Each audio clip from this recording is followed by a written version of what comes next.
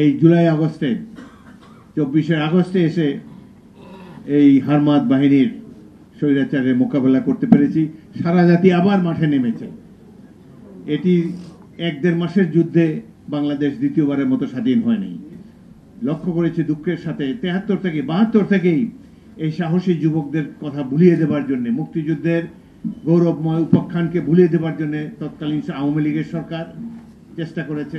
তারা বোঝাতে চেষ্টা করেছে যে কেবলমাত্র তাদের নেতাদের বক্তৃতাতেই দেশটা স্বাধীন হয়ে গিয়েছে।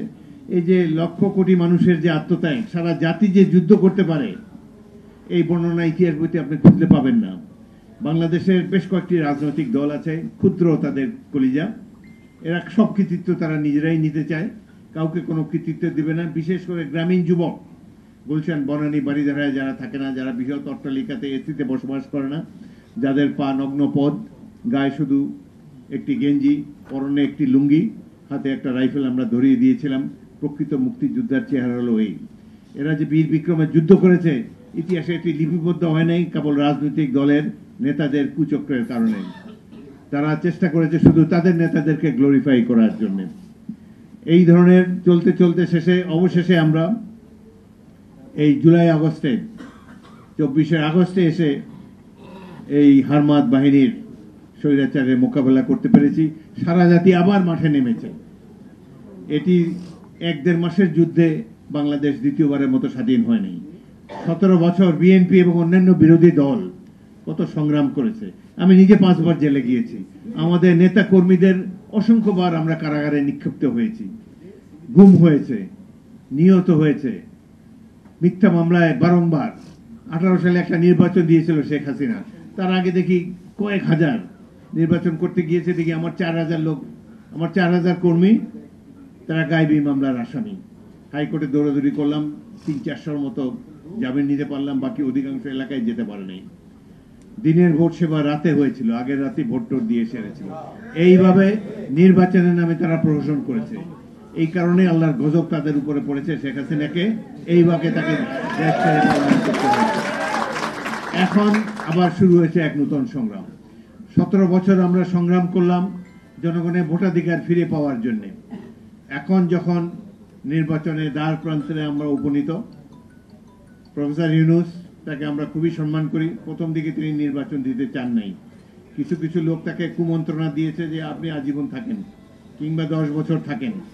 তারও শখ হয়েছে, মন্দ কি, এইভাবে যদি পতাকা উড়ানো যায়, এয়ার কন্ডিশনের মধ্যে থাকা যায়, প্রতি মাসে বিদেশ সফর করা যায়, আত্মীয় স্বজনকে মন্ত্রী বানানো যায়, উপদেষ্টা বানানো যায়, রাষ্ট্র ক্ষমতায় যে বেহিসাবি কত ধরনের তৎপরতা দেখা যায়, তখন তারও ধারণা ছিল যে এইভাবেই বোধহয় চলবে।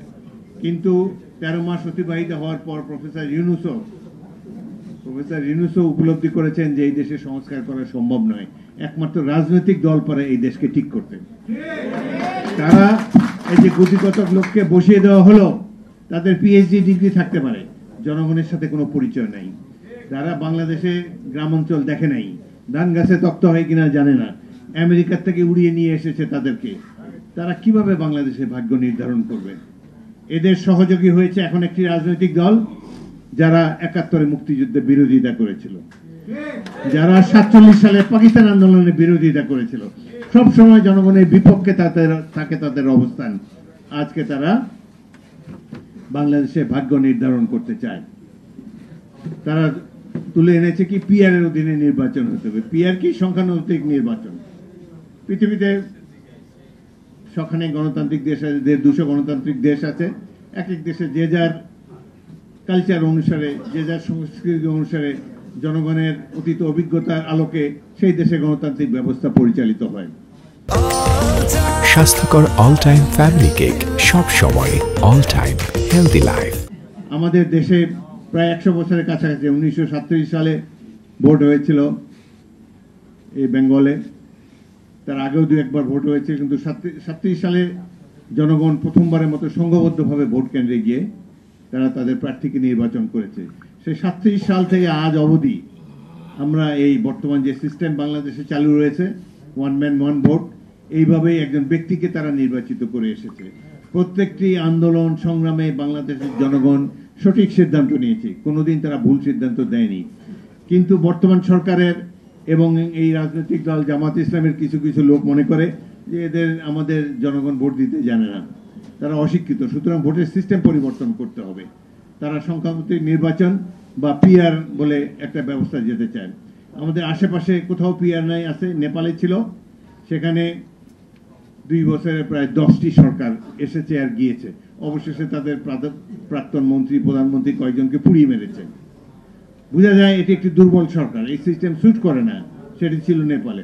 আরেকটা ছিল শ্রীলঙ্কাতে, সেখানেও একই অবস্থা হয়েছে, জনরোষের সরকার পতন হয়েছে। পাশের দেশ ভারত, যাদের বুদ্ধিতে এই সমস্ত কথাবার্তা বলে, সেখানে কিন্তু পিআর নাই, সেখানে বাংলাদেশের মতোই নির্বাচন হয়। গণতন্ত্রের মাদার কান্ট্রি যুক্তরাজ্যে, ইংল্যান্ডে, সেখানেও এই বাংলাদেশের মতো সিস্টেমে ভোট হয়। যদি এই পিআর সিস্টেম এতই ভালো থাকতো, তাহলে যারা 200-300 বছর ধরে যারা গণতন্ত্র প্র্যাকটিস করে এসেছে, তারা তো এই ব্যবস্থাটা, এই সংখ্যানুপাতিক নির্বাচনই তাদের দেশের জন্য গ্রহণ করত। তাহলে তো ইংল্যান্ডে এই সিস্টেমে ভোট হতো, প্রতিবেশী রাষ্ট্র ভারতও এই সিস্টেমে ভোট হতো। এখন এই সিস্টেমে ভোট হয় ইসরায়েলে, নেদারল্যান্ডসে আর 2-4টি দেশে, যাদের দেশে কালচার এরকম, তাদের রিকোয়ারমেন্ট অন্যরকম, হয়তো তাদের জন্য এটাই ভালো। এক এক দেশে যার জন্য যে সিস্টেম ভালো সেটা করুক। কিন্তু বাংলাদেশের মানুষ, সাম্প্রতিককালের একটি জরিপে দেখা গিয়েছে যে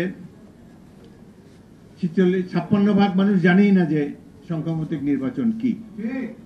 সুতরাং এই ধরনের একটি ব্যবস্থা যদি বাংলাদেশের উপরে চালিয়ে দেওয়া হয়, এটি অন্যায় করা হবে। জনগণের রায়কে সবসময় এই জামাত ইসলামী ভয় পায়। এই জন্য প্রত্যেকটা নির্বাচনে অংশগ্রহণ করে কোনোদিন 17টার বেশি আসন পায় নাই। আমাদের দল বিএনপি যখন লেজে গোবরের অবস্থা হলো, সবসময় বিপুলভাবে 4 বার তো জনগণের ব্যাপক সমর্থন নিয়ে আমরা রাষ্ট্র শাসনের দায়িত্ব পেয়েছি। 1996 সালে অনেক লেজে গোবরের অবস্থায় আমরা নির্বাচন করে 120টি আসন পেয়েছি। তখন এই জামাতে ইসলামী, আওয়ামী লীগ ঐক্যবদ্ধভাবে বিএনপিকে প্রতিরোধ করার চেষ্টা করেছিল। আমরা সবসময় জনগণের রায়কে মাথা পেতে নেই। এই তারা যদি মনে করে যে 2-3টি দল পিআর সিস্টেমে নির্বাচনে যেতে চায়, তারা যদি মনে করে যে তাদের এই নির্বাচনী ব্যবস্থাই বাংলাদেশের মানুষের জন্য সবচেয়ে বেশি সঠিক, সবচেয়ে বেশি কার্যকর, তাহলে তারা তাদের নির্বাচনী ম্যানিফেস্টোতে, তাদের নির্বাচনী ইশতেহারে এটি তারা জনগণকে জানিয়ে দেখ যে আমরা নির্বাচিত হলে পরবর্তী কাল থেকে এই পিআর সিস্টেমের অধীনে বাংলাদেশে নির্বাচন হবে। কিন্তু 2-3টি রাজনৈতিক দল মিলে তো একটি নির্বাচনী ব্যবস্থা জনগণের উপরে চাপিয়ে দিতে পারে না। পৃথিবীর কোথাও এরকম হয়নি। গণতান্ত্রিক ব্যবস্থা হলো জনগণের সম্মতিতে সিদ্ধান্ত গ্রহণ। একমাত্র নির্বাচনই গণতন্ত্রের অনুষঙ্গ, যার মাধ্যমে আমরা সঠিক পথে যেতে পারি। সুতরাং আশা করব এই ধরনের উদ্ভট কথা, নিজেরা জিততে পারবে না সেই জন্য এই ধরনের নতুন কোন সিস্টেমের এক্সপেরিয়েন্স, বাংলাদেশের মানুষ তো গিনিপিগ না।